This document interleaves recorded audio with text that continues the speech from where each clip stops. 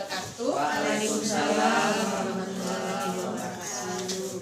Sambil menunggu Bapak, sebenarnya kita rapat dulu baru sosialisasi guru penggerak. Jadi untuk mengisi waktu karena waktu berjalan juga, jadi lebih baik kita memulai saja dulu sosialisasi guru penggerak ini sehingga nanti kita langsung aja ke intinya rapat. Ya. Jadi di sini saya minta bantu pada teman-teman karena ini adalah bagian tugas dari program guru penggerak. Jadi setiap calon guru penggerak itu wajib mensosialisasikan program guru penggerak ini kepada guru-guru. Jadi istilahnya nanti di tahun 2027 itu sudah semua guru itu sudah mengikuti seleksi atau program dari guru penggerak ini. Jadi di sini saya angkatan 4 dari Kota Padang, Kalumi kemarin itu angkatan 1. Jadi kebetulan yang Kota Padang ini yang ada kuotanya angkatan 1, kemudian angkatan 23 kita tidak ada Kota Padang, angkatan 4 muncul lagi Kota Padang, dan nanti angkatan 5 sedang jalan, angkatan 6 juga sedang jalan, cuma nggak ada Kota Padang. Kemungkinan kita di angkatan 7 lagi nanti. Jadi kalau seandainya Bapak Ibu ingin mengikutinya, silakan. Soalnya banyak sekali manfaatnya, terutama bagi diri kita sendiri. Kita lihat dulu guru penggerak tersebut. Guru penggerak itu sebenarnya apa sih? Nah, guru penggerak tersebut sebenarnya merupakan calon-calon pemimpin dari pembelajar gitu. Jadi kita dituntut sebagai calon pemimpin nantinya. Jadi tidak hanya sebagai guru ya. Jadi guru penggerak itu dia fungsinya tidak hanya menumbuh kembangkan siswa saja, tapi dia juga harus mendorong guru yang lain untuk mengimplementasikan yang namanya student center itu. Jadi pembelajaran yang berpihak kepada murid atau kepada siswa. Jadi seorang guru penggerak itu harus mampu dia mengajak guru, bagaimana pembelajaran yang berpihak pada murid tersebut. Kemudian dia juga harus sebagai teladan bagi guru-guru yang lainnya. Dan juga guru penggerak itu wajib mentransformasikan ekosistem pendidikan ini dengan dasarnya atau acuannya kepada profil pelajar Pancasila. Itu yang guru penggerak. Apa visi guru penggerak tersebut? Guru penggerak itu tujuannya itu mewujudkan merdeka belajar itu. Jadi Bapak Ibu mungkin sudah mengetahui yang apa sih merdeka? Itu merdeka kan berarti bebas ya. Bebas berarti maksudnya siswa, guru, kepala sekolah dalam pembelajaran itu dia tidak terikat dalam sesuatu gitu. Jadi dia bebas menyampaikan pendapatnya. Nanti gurulah guru nanti mengarahkan pembelajaran yang dipelajari pada saat itu.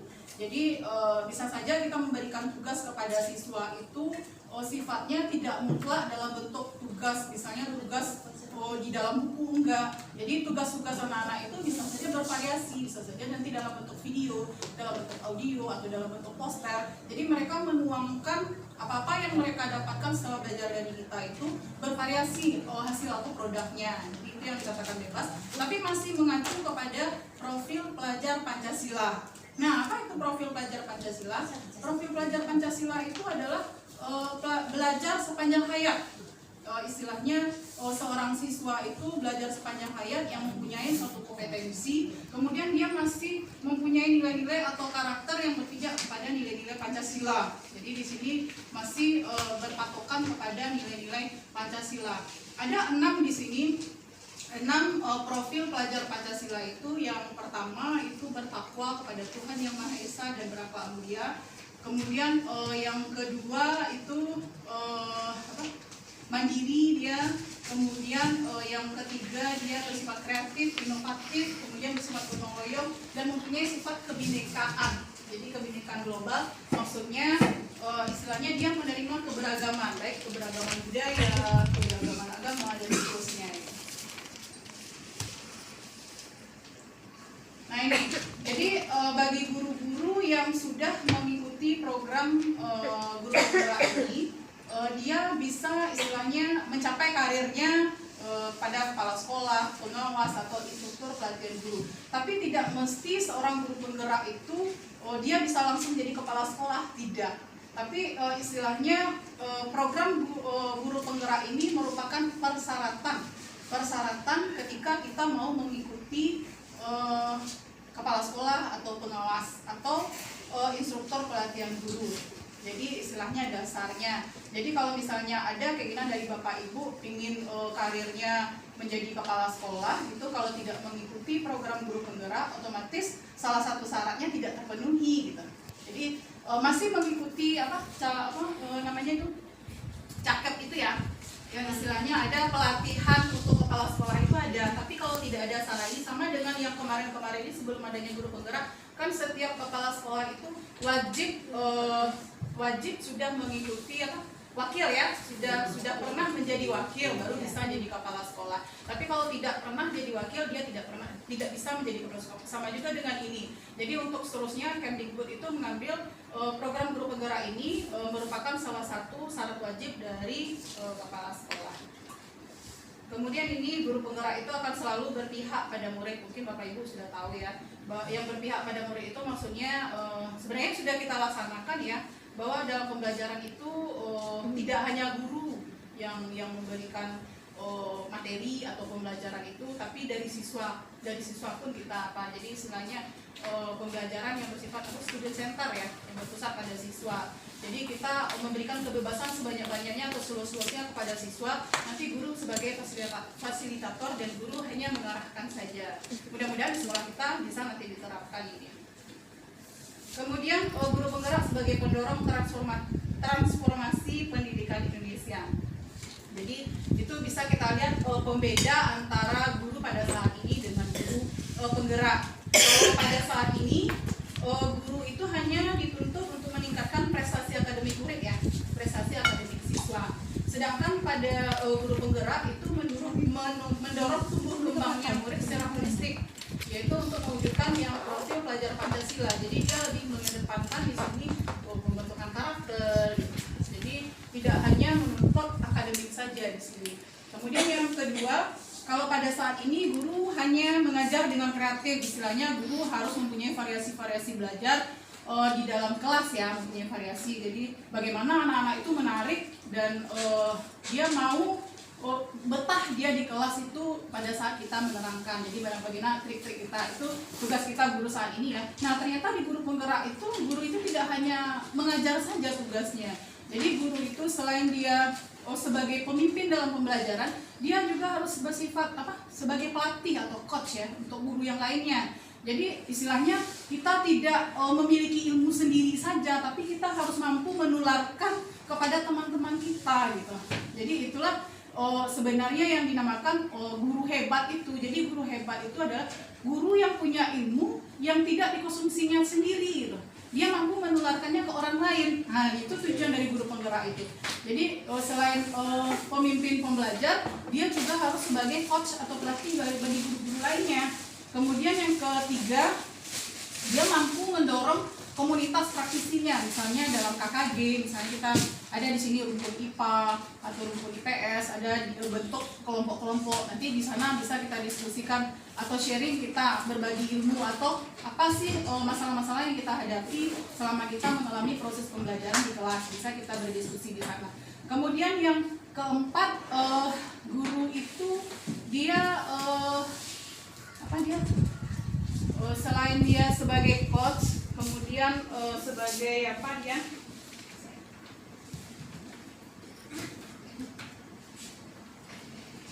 jadi ada beberapa peran dari guru penggerak tersebut ya, selain kepemimpinan murid, kemudian menggerakkan komunitas, kemudian yang terakhir itu mendorong kolaborasi ya, mendorong kolaborasi. Jadi seorang guru penggerak itu harus mampu bekerja sama dengan guru-guru yang lainnya.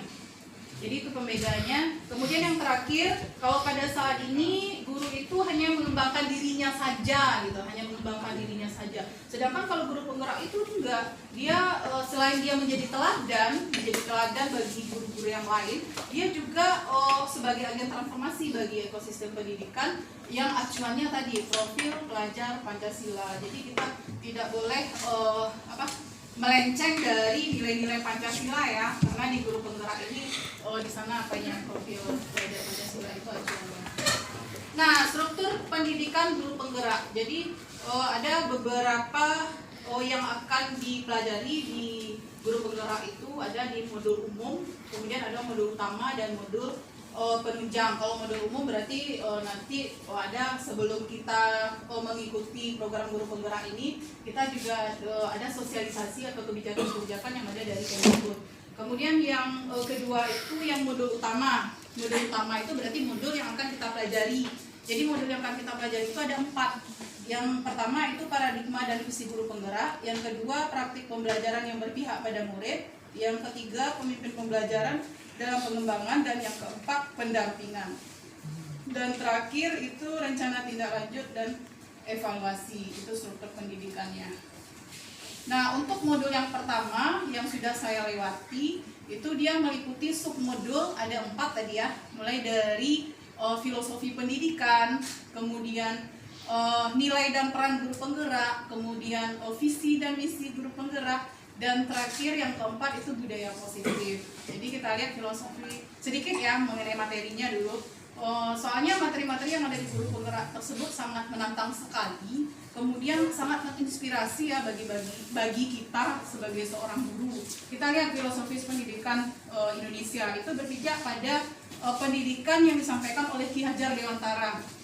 Jadi Ki Hajar Dewantara ini menyampaikan bahwa pendidikan itu merupakan pemberian tuntunan. Jadi tuntunan segala kekuatan kodrat yang dimiliki anak agar ia mampu mencapai keselamatan dan kebahagiaan yang setinggi-tingginya, baik sebagai seorang manusia maupun sebagai anggota masyarakat. Jadi pendidikan itu kita berikan kepada siswa sesuai dengan kodratnya, maksudnya sesuai dengan potensi yang dimilikinya gitu.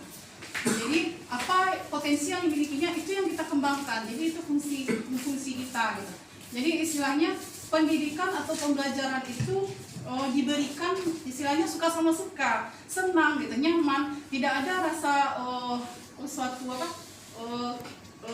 keterpaksaan gitu, tidak ada keterpaksaan. Kita mengajar siswa ini kita paksa dia enggak. Jadi kita berpijak kepada filosofi ini. Jadi istilahnya antara guru dan siswa itu saling suka sama suka, saling senang, saling bahagia. Jadi bagaimana cara kita memunculkannya? Itulah kreativitas siswa, kreativitas guru dan siswa.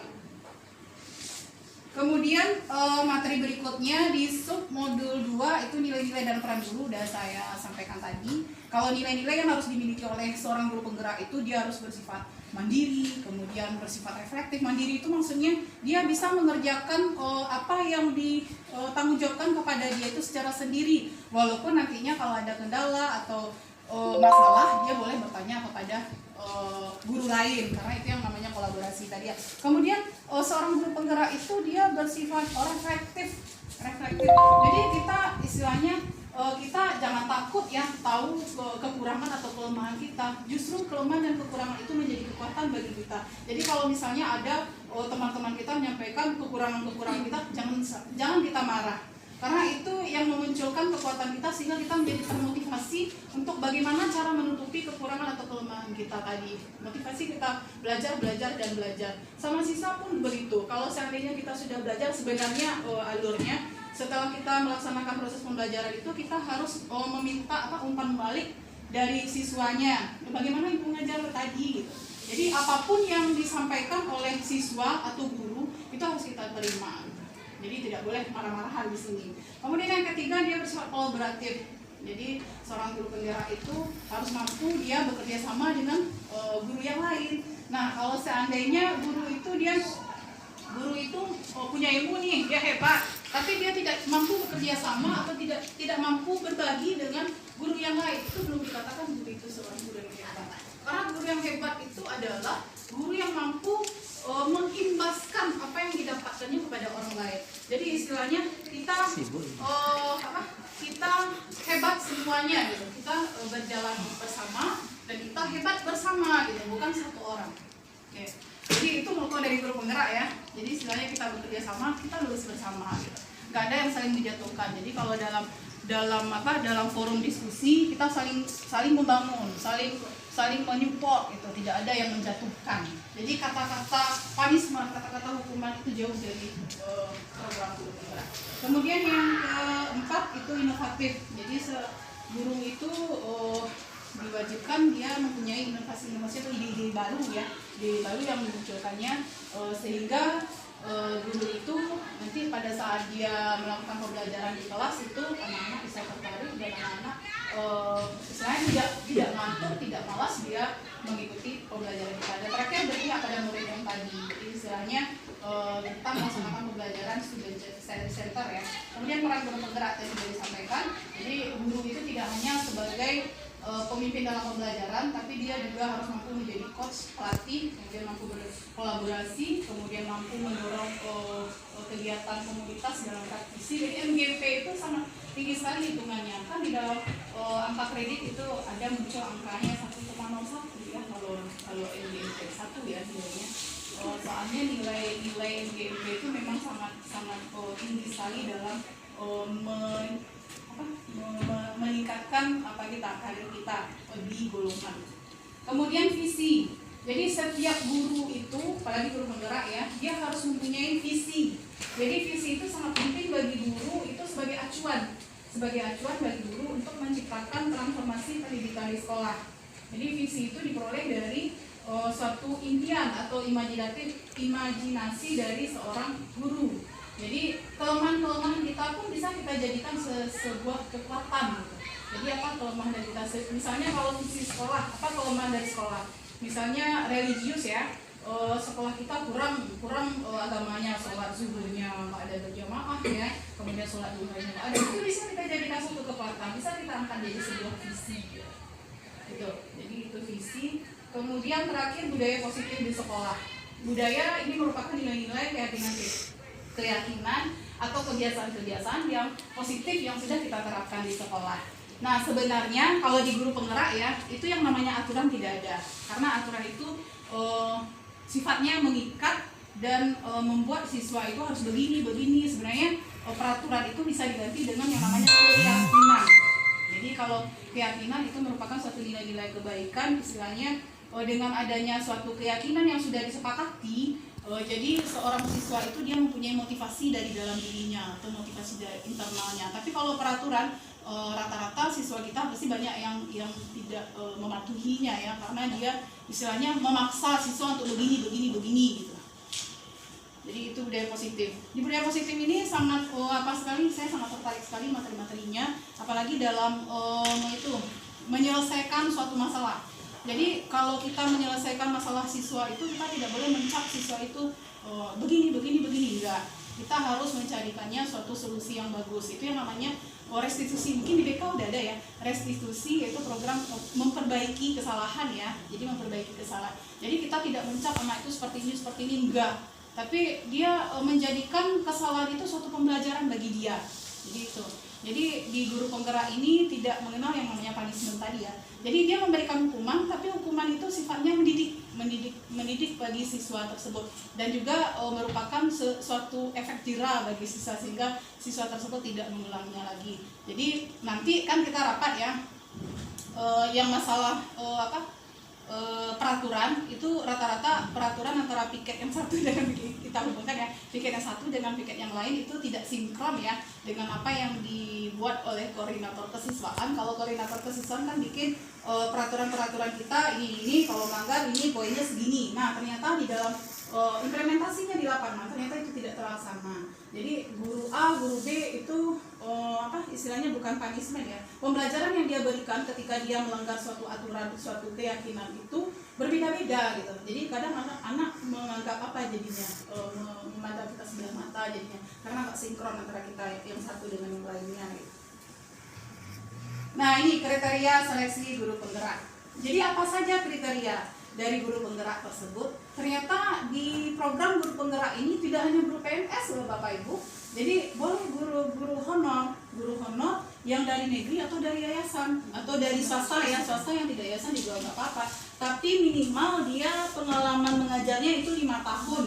5 tahun, kemudian kualifikasi pendidikannya memang S1 dan sudah terdaftar di Dapodik. di Dapodik, kemudian tidak sedang mengikuti CPNS PPG, tapi nggak masalah ya, soalnya di angkatan 4 itu ada beberapa orang yang ikut PPG yang alhamdulillah mereka lulus, CGP-nya jalan, PPG-nya kemarin alhamdulillah udah dinyatakan lulus dan udah mendapatkan sertifikat ya. Kemudian kriteria seleksinya yang tadi kriteria umum, kriteria seleksinya menerapkan pembelajaran yang berpusat pada murid, memiliki kemampuan untuk fokus pada tujuan, memiliki kompetensi menggerakkan, memiliki daya juang, memiliki kompetensi kepemimpinan, memiliki kemampuan untuk belajar hal baru, memiliki kemampuan berkomunikasi, dan memiliki kedewasaan emosi dan berperilaku sesuai dengan kode etiknya. Nah, kerangka desain program guru penggerak. Nah, guru penggerak di angkatan 1 sampai angkatan 4 itu jumlah waktunya adalah 9 bulan, jadi 9 bulan lama kali ya waktu itu. Jadi dimulai dari kita loka karya 0 namanya, loka karya 0 sampai loka karya 9. Kemudian bagaimana proses pembelajarannya? Proses pembelajarannya itu menggunakan prinsip andragogi dan pembelajaran berbasis pengalaman. Jadi 70% kita belajar di tempat. Jadi istilahnya misalnya kita di sini sekolah ya. Nah, di sini kita tanya 70% itu yang proses pembelajarannya itu. Kemudian 20% belajar dari rekan guru lain, 10% baru kita dengan fasilitator, dengan PP, pendamping kita, atau dengan instruktur. Jadi rasanya nggak ribet ya, tapi memang ya setiap hari itu ada tugas 1 buah. Jadi di mana letak tugasnya? Itu di LMS. Jadi bagi yang PPG itu sudah banyak menggunakan LMS ya, Learning Management System. Jadi itu merupakan suatu aplikasi di mana kita bisa belajar secara daring, secara sendiri, tanpa kita harus berkomunikasi dengan lain. Tapi bisa men-chatting di sana, bisa kita chat dengan fasil kita, bisa kita chat dengan instruktur kita. Soalnya saya melihat rekan guru banyak yang tidak mau masuk ke guru penggerak ini karena guru penggerak ini yang pertama dia ribet, waktunya terlalu banyak, tugasnya terlalu banyak, kemudian banyak zoom, ternyata tidak. Saya lewati tidak. Dalam seminggu itu hari Sabtu kita off ya, jadi Senin sampai Jumat. Jadi dalam seminggu Senin sampai Jumat itu yang gym meet itu hanya 3 kali. Jadi gym meet yang pertama, jadi kita alurnya itu merdeka. Jadi ada mulai dari diri, berarti kita mencari materi sendiri itu dari LMS. Kemudian kemudian kita explore materi yang tadi, eksplorasi konsep, kita explore itu dalam Jimit. Jadi kita diskusi dengan teman-teman kita CBP semuanya. Asiknya kita tidak harus, misalnya kita kan level kita SMA nih, tidak harus SMA semua, enggak. Teman saya guru SD malahan, guru SD, guru SMP, tapi asik-asik, mereka banyak pengalaman-pengalaman yang kita tidak menghadapi hal yang seperti itu gitu. Jadi istilahnya semakin banyak lah ilmu yang kita peroleh dari teman-teman yang beragam itu. Jadi itu Jimit yang pertama ya. Kemudian R lagi ya. Yang R ruang kolaborasi. Jadi setelah kita diskusi Jimit pertama, kemudian kita diskusi presentasi. Jadi kita udah diskusi tadi dengan teman-teman CGP, kita presentasikan. Di sana ada fasilitatornya. Jadi kita presentasikan masih di ruang maya gitu, virtual, masih di Jimit. Jadi nggak empong ternyata. Masih Jimit kita ada fasil. Jadi kita diskusi, kemudian fasil nanti yang mengarahkan, namanya fasilitator ya, dia sebagai memfasilitasi kita. Jadi setelah itu baru kita R lagi ya, R-nya 2 ya, baru refleksi. Jadi 2 Jimit baru ya, refleksi itu kita mencerminkan kembali, mengulang kembali materi-materi yang kita dapatkan tadi, kita refleksikan apa sih kekurangan kita, apa kelemahan kita gitu. Nah, jadi kita refleksikan. D lagi ya, D demonstrasi kontekstual, kita bikin suatu kesimpulan dari materi kita. Kemudian E lagi, elaborasi pemahaman, itu kita masih Jimit lagi, berarti 3 kali Jimitnya. Jimit dengan instruktur itu luar biasa. Kalau dengan instruktur ini pengalamannya udah nasional ya, malahan ada beberapa yang internasional ya, misalnya dia menyampaikan pengalaman-pengalamannya sesuai dengan materi yang kita pelajari pada saat itu. Misalnya tentang budaya positif, dia ceritakan pengalaman-pengalamannya. Kalau saya kemarin dapat itu Pak Cordoba itu dari Bali, tapi luar biasa sekali karena dia staf pengajar di sekolah alam ini, jadi berbeda sekali dengan kita. DE elaborasi, K lagi ya, K koneksi antar materi. Jadi kita harus mengaitkan antara materi satu dengan materi berikutnya. Tadi di modul 1 kan ada 4 ya submodul. Ada mulai dari filosofi, Ki Hajar Dewantara tadi ya, kemudian nilai dan peran guru penggerak, visi, misi, dan budaya. Kita kaitkan semuanya. Nah ternyata saling berkaitan antara pendidikan yang disampaikan oleh Ki Hajar Dewantara, visi misi kita sebagai guru penggerak, kemudian apa nilai dan peran kita, dan terakhir kita hubungkan dengan budaya positif. Ternyata sangat menyangkut sekali. Nah itu di apa tadi, koneksi antar materi. Dan terakhir merdeka. A lagi ya, kalau A aksi nyata. Ya benar, aksi nyata. Jadi apa yang kita dapatkan itu kita aplikasikan di sekolah gitu. Kita bikin aksi nyata, misalnya seperti budaya positif. Apa yang tidak ada di sini kita contohkan aja ya, kita contohkan aja. Misalnya seperti kegiatan Jumat kita ya Umi, kegiatan Jumat kita kan hanya terikat dengan kultum. Nah kita munculkan kembali Jumat bersih. Nah itu merupakan salah satu budaya positif. Jadi kita aplikasikan ke siswa-siswa kita. Nah ternyata belajar itu tidak hanya dalam kelas ya. Belajar itu memungut sampah itu juga belajar dia belajar apa itu, karakter, pembentukan karakter. Jadi di guru penggerak ini belajarnya tidak hanya belajar akademik ya Umi, tidak hanya belajar akademik. Jadi semua yang kita laksanakan itu merupakan pembelajaran ya. Nah ini udah tadi ya tujuannya profil belajar Pancasila.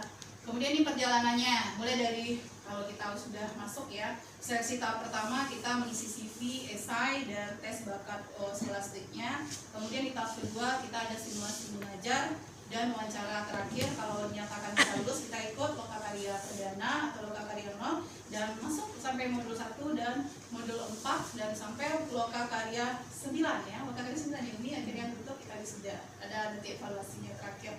Cuma di angkatan 5 dan 6 itu katanya masih 9 bulan lagi udah di press. Jadi mungkin karena keterbatasan dana mungkin, kemudian karena terlalu lama juga 9 bulan loh pendidikannya, jadi di press oleh pemerintah karena dievaluasi juga. Sekarang jadi 6 bulan. Jadi siapa yang istilahnya masih muda-muda ya, masih punya semangat join tinggi tapi nggak kalah juga yang tua-tua harus ikut. Bisa tuh. Iya, pasti bisa. 6 bulan tinggal lagi udah 9 bulan. Bisa tuh men. Pembelajarannya hanya di tempat, jadi 70% hanya di tempat. Yang berikutnya itu pembelajaran bimbing itu hanya 10% dengan hasil dan instrukturnya. Nah, bagaimana cara kita mengikutinya? Nah, ini situsnya https://2 garing sekolah penggerak .simpkb.id garing. Nah bisa di apa ini di searching ini, kemudian nanti akan muncul ini portal layanan program GTK Kemdikbud. Kemudian diklik guru penggerak dan kita login di sini. Kita login. Kalau misalnya seandainya Bapak Ibu semuanya pasti udah punya SIM PKB ya. Dan bisa muncul ke apa ya? Laman masuknya itu kita masukkan username yang ada di SIM PKB kita.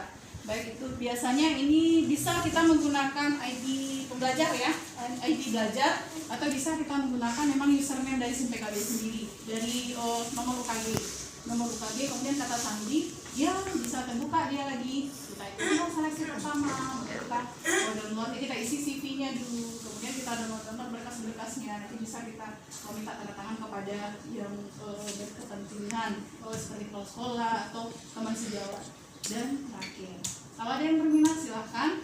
Kalau di angkatan 5, angkatan 6 sudah jalan, cuma tidak ada Kota Padang. Insyaallah angkatan 7 akan Email udah saya siapin. angkatan 7 akan mulai buka. Tolong dicek-cek SIM PKB-nya. Mudah-mudahan Bapak Ibu semakin banyak kita guru penggerak, semakin banyak yang kita dapatkan, dan semakin istilahnya semakin banyak kita berbagi ya, semakin banyak kita berbagi Bapak Ibu, dan semakin banyak hal-hal yang baru yang kita munculkan, sehingga apa yang kita impikan di sekolah ini bisa tercapai. Mungkin ada yang mau ditanyakan Bapak Ibu? Ada yang tertarik? Kalau tertarik boleh tanya. Tertarik ya? Semakin banyak, grade kita semakin tinggi loh. Jadi grade sekolah kita itu semakin tinggi di mata Ibu. Jadi kalau kemarin saya udah kemarin itu ada orang dari gubernuran yang bagian pendidikannya, dia sudah mencari-cari itu sekolah-sekolah yang mempunyai guru penggerak. Jadi udah di daftarnya. Jadi fungsinya nanti yang pertama dia guru penggerak itu sebagai apa? Istilahnya dia yang dilatih dia dilatih, kemudian dia nanti yang mengimbaskan ilmu yang didapatkannya tadi ke guru-guru yang lain. Jadi istilahnya kita kan semakin hebat kita teman kita juga semakin hebat. Ya selamat pada guru penggerak siapa yang sebat. Ada yang mau ditanyakan Bapak Ibu? Kalau nggak ada, saya akhiri aja. Assalamualaikum warahmatullahi wabarakatuh. Waalaikumsalam warahmatullahi wabarakatuh.